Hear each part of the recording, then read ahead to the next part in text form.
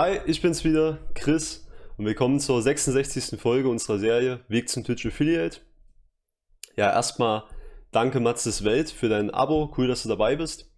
Und ja, wenn ihr es endlich geschafft habt, bei Twitch eben Affiliate zu sein und alle Anforderungen erfüllt, dann müsst ihr halt erstmal das Twitch Affiliate Onboarding machen, um euch dann eben das Geld, was ihr auf Twitch verdient habt, auch auszahlen zu lassen.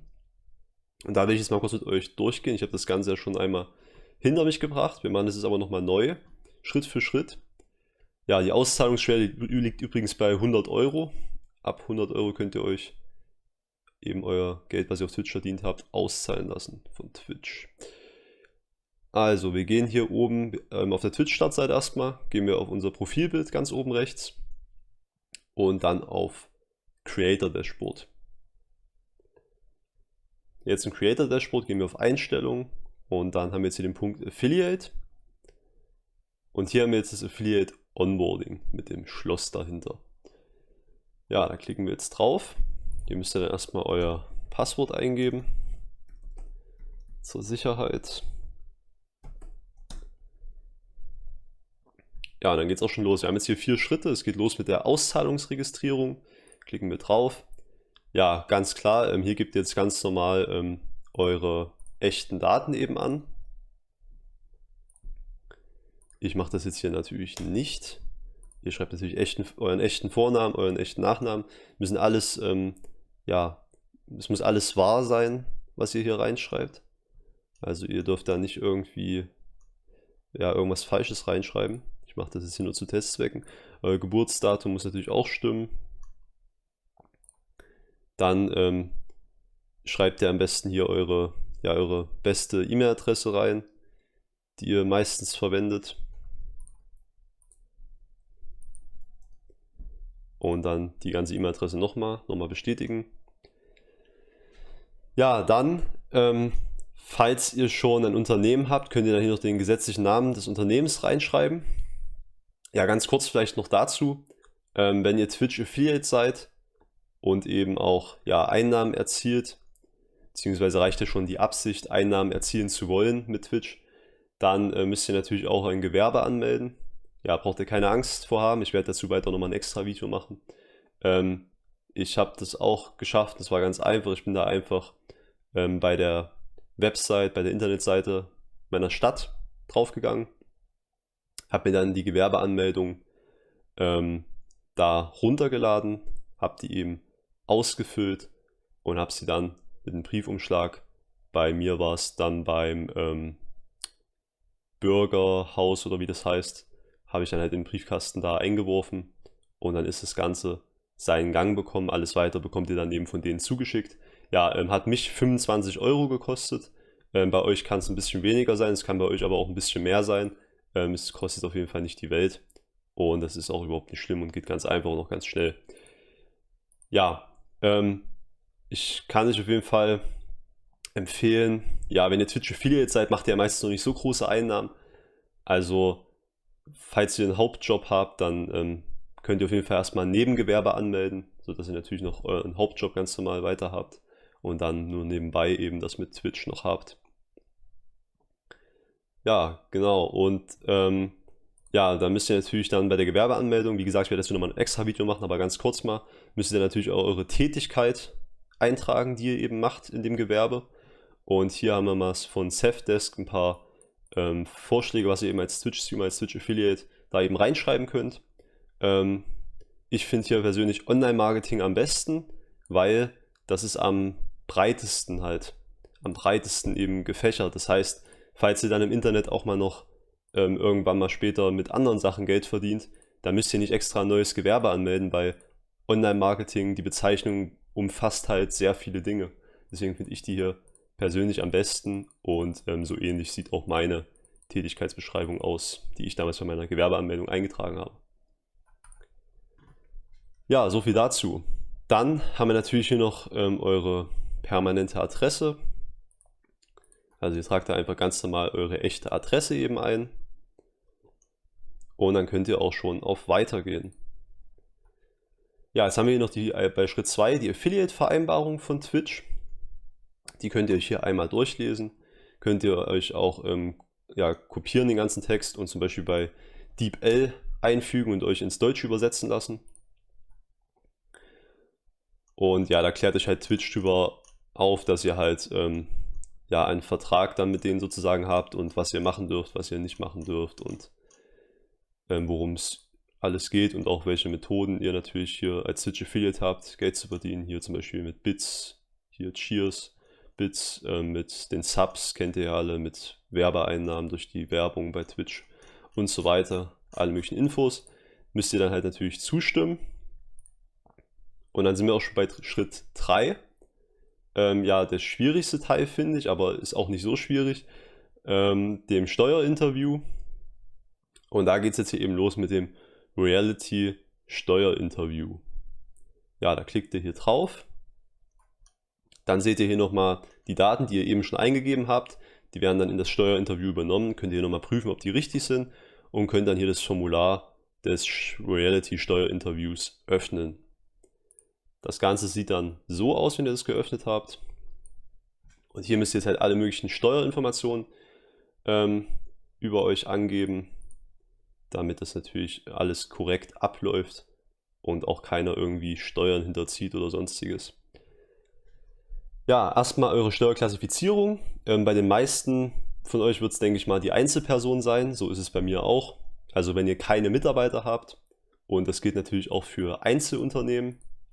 Ja, Einzelunternehmen empfehle ich euch übrigens natürlich auch, wenn ihr das Gewerbe anmeldet und halt das so euer erstes ist und ihr erstmal relativ klein seid, dann ich bin persönlich auch Einzelunternehmer, das kann ich euch da auf jeden Fall empfehlen am Anfang.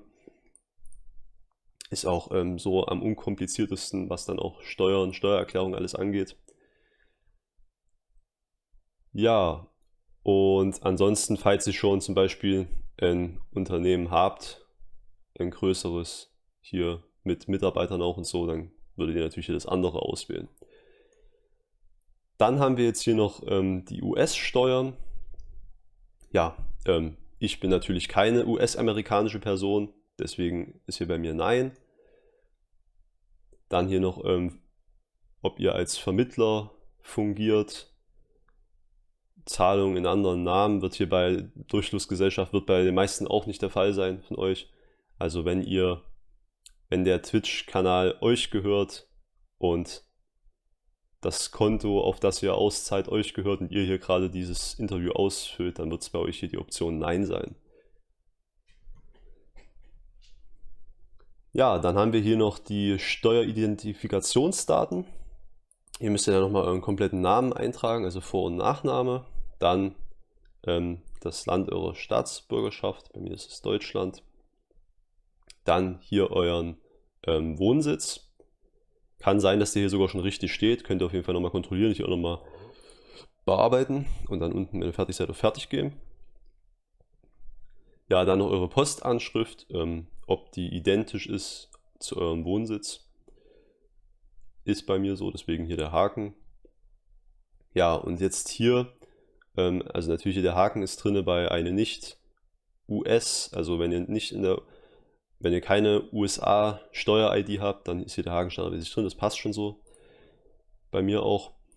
Und hier habt ihr dann halt den TIN-Wert, das ist eben eure Steuer-ID oder eben Steueridentifikationsnummer, die müsst ihr dann hier eintragen. Ja, die findet ihr zum Beispiel in eurer Lohnsteuerbescheinigung. Oder ihr könnt auch mal gucken, zum Beispiel bei eurer Bank oder bei euren Banken, zum Beispiel auch beim Online-Banking oder so, da kann es sein, dass ihr das vielleicht auch mal eingetragen habt, da könntet ihr noch gucken. Ansonsten könntet ihr natürlich noch auf allen anderen Webseiten gucken, wo ihr wisst, dass ihr schon mal die Steuer-ID eingetragen habt und euch die da rauskopieren. Ansonsten, falls ihr irgendwie die gar nicht findet, gar nicht rankommt, dann könnt ihr die auch jetzt habe ich den Namen vergessen, ich glaube Bundeszentral, wir gucken nochmal kurz nach.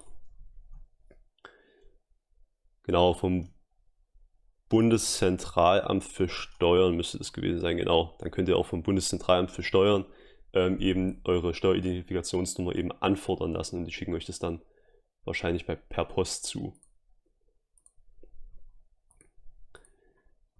Genau, dann gebt ihr hier noch das Land eures steuerrechtlichen Wohnsitzes an. Ja, bei mir ist es Deutschland. Und dann müsst ihr hier noch diesem Formular zustimmen. Könnt ihr jetzt natürlich hier kurz durchlesen. Das ist nochmal, dass ihr eben bestätigt, dass ihr hier wahre Angaben gemacht habt und nichts Falsches reingeschrieben habt. Und dann könnt ihr das Ganze eben hier unten dann ja elektronisch unterschreiben. Also einfach eben euren vollständigen Namen hier eintippen mit der Tastatur.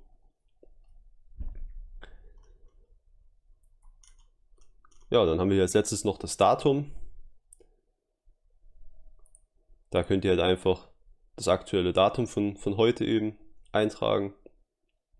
Also hier auswählen. Und dann könnt ihr das Ganze speichern und als Vorschau euch nochmal anzeigen lassen. Eben kontrollieren und dann eben ja, das Ganze abschicken und weiter zum letzten Schritt gehen. Das ist dann die Auszahlungsmethode, also wo ihr dann die Kontodaten für euer Konto, auf das ihr das Geld dann auszahlen wollt, eben angeben müsst. Ja, ich fülle das jetzt hier mal kurz für mich alles nochmal richtig aus und dann sehen wir uns da gleich wieder. Ich habe das Ganze jetzt mal ausgefüllt. Ja, als nächstes müsst ihr jetzt hier noch das Dienstleistungssteuerinterview machen, indem ihr auf den Button klickt. Ja, dann kommen wir hier wieder in so einen Steuerfragebogen. Da könnt ihr ganz oben wieder exakt das gleiche eintragen wie beim ersten schon. Das ist genau gleich wie bei dem ersten Fragebogen. Und jetzt hier unten haben wir dann aber noch das mit den Dienstleistungen. Ja, für mich ist es, alle Dienstleistungen werden außerhalb der USA ausgeführt, weil ich eben beim I übrigens könnt ihr auch immer noch mal gucken, was das Ganze bedeutet. Da kriegt ihr nochmal eine Erklärung dazu, weil ich eben nicht in der USA streame, sondern eben außerhalb davon. Ja, vielleicht ganz kurz noch, das Ganze hier ist natürlich keine Rechtsberatung. Das ist einfach nur, wie ich das Ganze mache und wie es bei mir bisher ganz gut funktioniert hat. Und bei mir ist es auch durchgegangen, also wurde auch akzeptiert. Und ich hatte damit bisher noch keine Probleme, aber es kann ja bei jedem anderen sein. Deswegen kurz noch der Hinweis, dass es keine Rechtsberatung ist. Zur Sicherheit. Ja, okay. Dann haben wir noch den Punkt Unterschreiben und Absenden. Da könnt ihr hier wieder, das ist wieder das gleiche wie beim ersten Formular, eben wieder hier zustimmen und dann eben wieder unterschreiben mit eurem vollständigen Namen. Ja, dann das Ganze wieder speichern und als Vorschau anzeigen lassen, könnt ihr wieder kontrollieren nochmal und dann eben das Ganze auch abschicken. Ja, dann sehen wir uns gleich wieder beim wirklich letzten Schritt jetzt, und zwar das Auszahlungskonto, die Daten für euer Auszahlungskonto. Ja, da sind wir wieder. Ihr könnt übrigens auch hier im Creator Dashboard im Affiliate-Bereich eure Auszahlungsmethode jederzeit nachträglich ändern. Dafür müsst ihr nicht nochmal das komplette Affiliate-Onboarding machen. Gehen wir jetzt hier auf Auszahlungsmethode ändern. Müsst ihr wieder Passwort eingeben.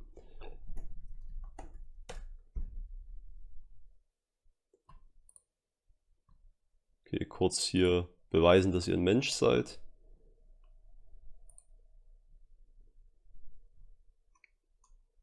Und dann geht es auch schon los. Ja, ich habe jetzt hier gerade einen Fehler. Wir tun einmal die Seite aktualisieren.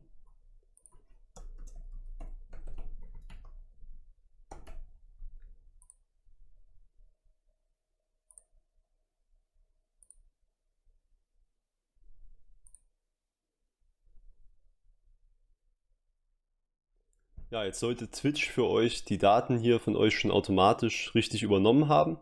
Ihr könnt das Ganze dann hier nochmal kontrollieren. Wenn ihr noch was bearbeiten wollt, könnt ihr dann hier oben auf den Bearbeiten-Button klicken. Und dann geht es ganz unten dann mit dem Weiter-Button eben weiter zum nächsten Schritt. Ja, hier können wir uns jetzt entscheiden, wie wir unsere Auszahlung von Twitch erhalten wollen. Entweder als normale Banküberweisung direkt. Oder wir haben ja noch ein paar andere Möglichkeiten. PayPal geht zum Beispiel auch.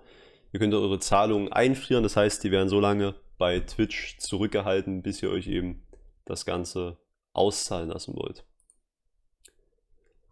Ja, dann haben wir hier die Zahlungswährung. Der Name sollte schon richtig drin stehen. Ja, hier müsst ihr jetzt den Banknamen eingeben, eben eurer Bank. Ja, hier vielleicht noch wichtig, wenn ihr ein Gewerbe habt, was ja dafür notwendig ist, dann solltet ihr euch am besten natürlich auch ein Geschäftskonto machen. Das macht vieles einfacher und ich habe auch eins. Ja, ich kann euch da N26 sehr empfehlen und ans Herz legen. Bin ich seit über einem Jahr sehr zufrieden damit und ist auch sehr modern. Und ja, ich werde es euch mal verlinken in der Videobeschreibung. Tragt wie gesagt euren Banknamen ein, Ort der Bank und Postleitzahl könnt ihr zum Beispiel auf der Webseite eurer Bank rausfinden. Und tragt dann eben unten noch eure BIC, besser gesagt die BIC von der Bank und eure IBAN noch ein, was ihr auch zum Beispiel in eurem Online-Banking auf der Website eurer Bank findet. Und dann gehen wir auch schon ganz unten dann noch weiter zum dritten Schritt. Ja, jetzt bekommen wir dann hier nur noch die Bestätigung, dass alles erledigt ist und können somit entweder zurückgehen und nochmal was bearbeiten, gucken, ob alles stimmt, nochmal prüfen. Oder halt, wir haben das Ganze geschafft und können jetzt hier ganz oben mit dem Pfeil eben wieder zurückgehen. Und dann war es das auch schon. Ja, vielleicht noch kurz, wo ihr sehen könnt, wie viel Geld ihr noch braucht bei Twitch bis zur nächsten Auszahlung. Das geht hier bei Statistik und dann bei Kanalanalysen und dann hier bei den Einnahmen auf meine Auszahlungen ansehen. Und hier seht ihr eben, wie viel ihr noch braucht, bis ihr eben die nächsten $100 für die nächste Auszahlung eben voll habt. Und falls ihr das in einem Monat nicht schafft, ist es wie gesagt nicht schlimm, das wird so lange mitgenommen, der Betrag, bis ihr eben diese 100 Euro erreicht habt und dann ausgezahlt. Ja, es gab auch eben noch die Information von Twitch, das werdet ihr dann auch sehen, wenn ihr das durchlest, dass es natürlich auch Gebühren für diese Auszahlung gibt. Da könnt ihr dann auch auf den Link klicken und da seht ihr dann eben, wie viele Gebühren da nochmal abgezogen werden von euren $100 für die Auszahlung. Ja, es ist ein bisschen was, aber ist auch nicht so viel. Ich weiß gar nicht, ob es jetzt hier stand. Mal kurz gucken. Ne, also es kam auf jeden Fall vorhin. Das werdet ihr, wenn ihr euch das bei den Schritten, die wir jetzt eben alle durchgegangen sind, euch alles durchliest, werdet ihr das auf jeden Fall sehen. Und spätestens bei der Auszahlung werdet ihr das ja dann auch merken, wie viel von den $100 am Ende dann eben bei euch ankommen. Ja, man muss natürlich die $100 auch nochmal in Euro umrechnen, ist auch klar. Ja, gut. Ansonsten gibt es auch noch einen Leitfaden von Twitch, werde ich euch auch nochmal in der Videobeschreibung verlinken.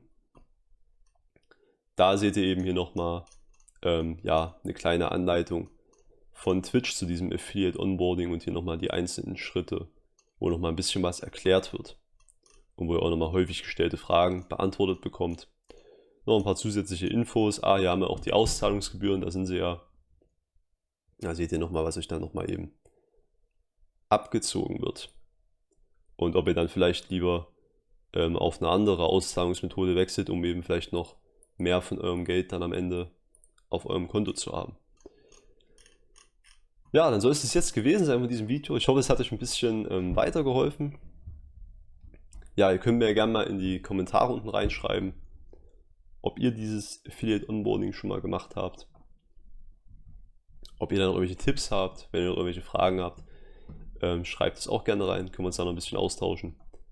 Ansonsten guckt euch auch wie immer gerne meine Weg zum Twitch Affiliate Playlist an, werde ich euch beim i wieder verlinken und findet ihr auch in der Videobeschreibung. Da findet ihr alle Tutorials, Tipps und Tricks zu Twitch, Stream Elements, OBS, alles was ihr jetzt im Livestream braucht und alles was mir geholfen hat, Twitch Affiliate zu werden.